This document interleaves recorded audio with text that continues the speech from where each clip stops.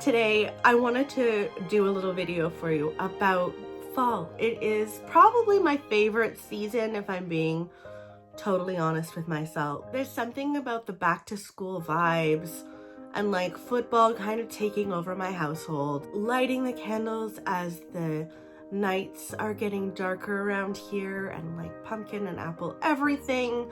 I really enjoy all of those things. And this is very much inspired by like the queen of hygge herself, Darling Desi, so go and check her out for sure. So if you are already in the fall spirit, I hope this will just boost it for you. If you're not, I hope this will give you just a little oomph and just put you in the fall spirit just a tiny little bit. We're going to be talking about books, of course. I mean, yes. We're going to be talking about movies and also TV shows and just decor and all of those wonderful things. Of course, we're going to start with the books. When fall arrives, I tend to reach for more, well, creepy things, gothic things, just a little bit darker fiction and nonfiction. And the first book that I want to recommend to you is a nonfiction book, and it is The Five by Haley Rubenhold. This book is about the women who were murdered by Jack the Ripper. I feel like many people feel that all we've really known about these women is that they were said to have been prostitutes, and that's about it. But the truth of the matter is that these women lived all sorts of different walks of life, and really the only thing that they had in common was the same man killed them. And what's so interesting about this book is that it takes the onus and the focus off of this murderer and onto the women and gives them a bit of a voice that they've not really had in our culture until now. This was a brilliant nonfiction book. I can't wait, to read more by this author, because she takes a very dark story and tells some very sad tales of these women's lives, of what they went through in their lives, only to reach this horrible conclusion. But it was very well done and very respectfully done, I would say. So if you haven't read The Five, I'd highly recommend that you do. And next up is a new release. This is Daisy Darker by Alice Feeney. So this is very much an And Then There Were None retelling with an otherworldly twist to it, which I really enjoyed. Daisy Darker follows a family who very much don't get along and haven't gotten along for years and years and haven't seen each other for years and years until Nana turns 80. So Daisy's grandmother Nana is turning 80, and all she wants in the world is to have her family together again under one roof, and that is at her home, which is on this island. It's kind of a tidal island, so the tides go out during the day and come in at night. So at night, you can't go anywhere because you're surrounded by water. And what ends up happening in this book is the tides come in, the family is all there, and then suddenly Nana is killed. And who killed her? How did this happen? What is going on? And you see the family, kind of turning on each other and suspecting one another. And it is very, it's dark, but it's also quite atmospheric, actually very atmospheric. So I really enjoyed this, and I think it's the perfect thing. It also takes place on Halloween. Nana's birthday also happens to be on Halloween night. So, I mean, it's really the perfect thing to read at this time of year. Next is a gothic fiction staple, and that is Jane Eyre by Charlotte Bronte. This follows Jane, who is an orphan, and she goes to stay with her cousins and her aunt and uncle and has a really hard time of it. She also happens to go to a school and becomes a governess. She ends up going to Thornfield Hall to be a governess there. And it is the story of her life. She is a quiet woman, but also an incredibly strong, composed, has like this steadfast moral compass that I just loved. There's something about this that reminds me of fall, in part because I read this as my daughter was being born. I was very much on drugs at that point. I'd had the epidural, okay. And Nora was born at the end of summer, August 25th. And so for me, that's like kind of when fall starts. I know most people would not say that, but for me, it kind of does. So yeah, I so highly recommend reading Jane Eyre at this time of year if you haven't, or doing a reread, because I've read this twice now and it will not be the last time. So yes, another gothic mystery that's a must for this time of year is The 13th Tale by Diane Setterfield. This book follows a writer named Vita Winters, who is this very well-known and very loved writer, but she's also incredibly mysterious. People have wondered about her own life for years and years and years, and every time she says, yes, I'll tell you the story of my life, she tells a different, strange story that's actually completely false and completely a lie. And so when she summons a young biographer to come and sit with her so she can actually tell her story because she is nearing the end of her life, that biographer goes, but very reluctantly, and she doesn't know what to expect. And Vita starts telling this story of an old home and a very strange family and a horrific, devastating fire. And our biographer has a very hard time believing it, but also wants to believe it. And is it the truth or not? You have to read it to find out. I thought this was so much fun. I really enjoyed this and I kind of flew through it. Now, if you are ready for a ghost, like a classic ghost story, I really think you can't do wrong with Darcy Coates. So this was the first book I picked up by Darcy Coates and really enjoyed it. This is The Haunting of Ashburn House. This follows a young woman whose, I believe, great aunt, if I'm not mistaken, dies and leaves the house to her. And she's kind of in dire straits. She doesn't have a lot of money. She has a little cat and I think like $100 to her name or something like that. And so she goes to live at this house because that's basically the only place she can. And she gets there and the house is very odd. There's all sorts of strange messages like scratched into the walls.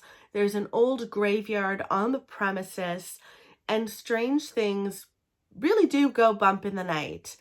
And it was quite terrifying at times and very like atmospheric and unsettling and kind of eerie, and I just loved it. I just could not stop reading it. It was so good.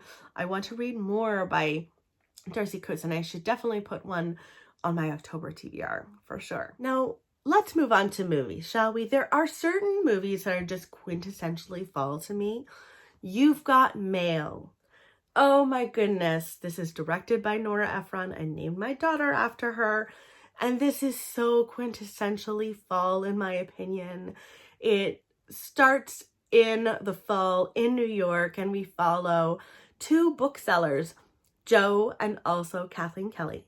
They basically fall in love with each other over the internet, have no idea who one another is, and you as the viewer are watching this silly and romantic story take place. Now, you guys know I don't have a heart, but Nora Ephron gives me that heart once in a blue moon. So I love this movie and I could watch it on repeat. Good Will Hunting is also another movie that I really love to watch in the fall. It's also Barry, my husband's like very favorite movie of all time.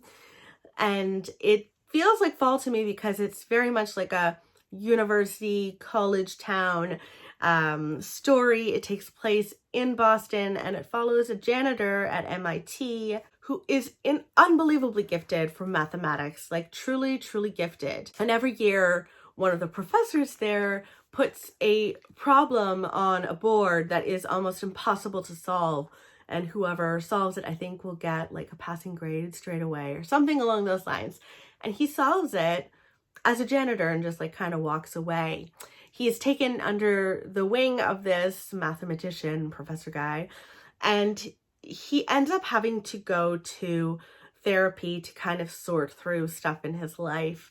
And this stars Matt Damon and Ben Affleck and Robin Williams, who is just so missed, and he absolutely does appear several times on this list. If you're up for a little horror, Scream is so good at this time of year.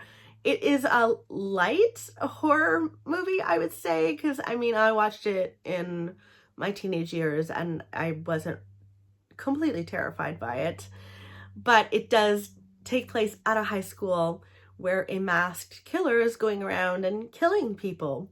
And one woman, Sydney, or girl, I guess, is trying to survive his wrath.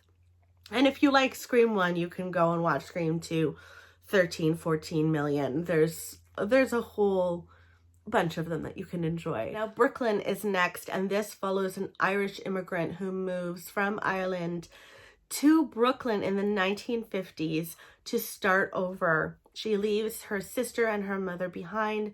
She doesn't know anyone in Brooklyn. And it's about her trying to make her own life. And it is so heartwarming and very, very sad at times. There's something about this movie, for some reason, that makes me think of the fall. Maybe it's because it's like a true fresh start. And I feel that fall is a great fresh start. Maybe it's the colors in this movie. There's a lot of greens and rusts in the dresses and that kind of thing. I just adore this movie. Another one that I could watch on repeat and never get tired of. And last but not least is another Robin Williams movie, Dead Poets Society. We watched this past weekend and it just is so good every time. This is about the story of a boarding school, their students, and their teacher, John Keating, who was played by Robin Williams. He's an English teacher there, and it's about the expectations that the parents of these students have on their young boys to live a certain kind of life, and how they seem to have like no room for anything else. And these boys just want to like think independently, which their professor really encourages. And it leads them to create the Dead Poets Society. I just adored this movie. We watched it, as I said before, we watched it this weekend and I was just crying at the end. And if you know, you know, you do cry at the end of this movie. And Nora was so worried about me and she was like wiping my tears away. It was very, very sweet. Such a good movie. Now, in terms of TV shows, I would say I get really into detective, kind of true crime detective shows at this time of year. So the first show I would recommend watching is The Night Of. This was on HBO, and it is about a young man who is going out partying with his friends, and he picks up a woman and they spend all night together. They go back to her house, I think, and kind of crash. And when he wakes her up in the morning, she has been murdered. And of course, he is accused of the murder, even though he's like, I did not do this in any way, shape, or form. This is one of the best detective series I've ever seen. It is gritty, but so well done. Just incredible. I'd also highly recommend Mare of Easttown, another HBO TV miniseries starring Kate Winslet. And this is about a small town detective who is really looking at a murder while also trying to keep her own life kind of together. Things are not ideal in her own life. And you can feel just the chaoticness of her own life while alongside the chaos that is involved with a murder investigation. So you're really at the edge of your seat the whole time because there's no time to rest watching this. And Kate Winslet is like at her best and also so I feel like far away from so many of the other roles that she plays. Just brilliant. The Fall is a British TV series. I think there are 2 or 3 seasons of this. I could be wrong, but it is incredible. It stars Gillian Anderson and also Jamie Dornan. So Gillian plays a police detective who is trying to solve these murders happening in her town, as well as Jamie Dornan, who is a seemingly wonderful father who also happens to be a serial killer, and you watch them alongside each other, the killer and the person trying to find him, and it is absolutely creepy. Jamie Dornan plays this role in just the most terrifying of ways.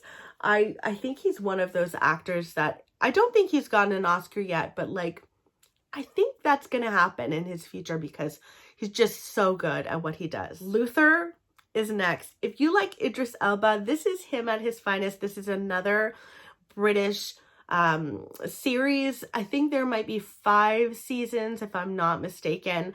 And Luther is a police detective who is incredibly flawed, but also incredibly handsome and courageous. And he tackles some of Britain's most horrific crimes.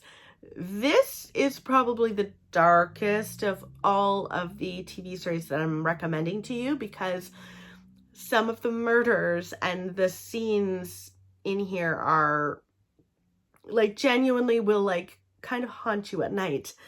Very, very creepy. It also stars Ruth Wilson, who is a beautiful, beautiful actress as well. And she stars just a kind of mad, like, sociopath and has a strange relationship with Idris Elba in this show. It was bizarre, but so good. Now, the other thing I like to watch at this time of year is like back to school, but make it creepy. And so for that reason, I love to watch things like Buffy the Vampire Slayer. I was a Buffy fan throughout high school, still love Buffy. This follows a high school student who just happens to be a vampire slayer. This is like the chosen vampire slayer. That is what she's meant to do. She has a circle of friends in high school, Sunnyvale High, and also happens to have a love interest that might be a vampire. So ridiculous, very, very witty, and very, very good. My niece is starting to watch it. I am thrilled. I am like a proud auntie, okay? And finally, Pretty Little Liars.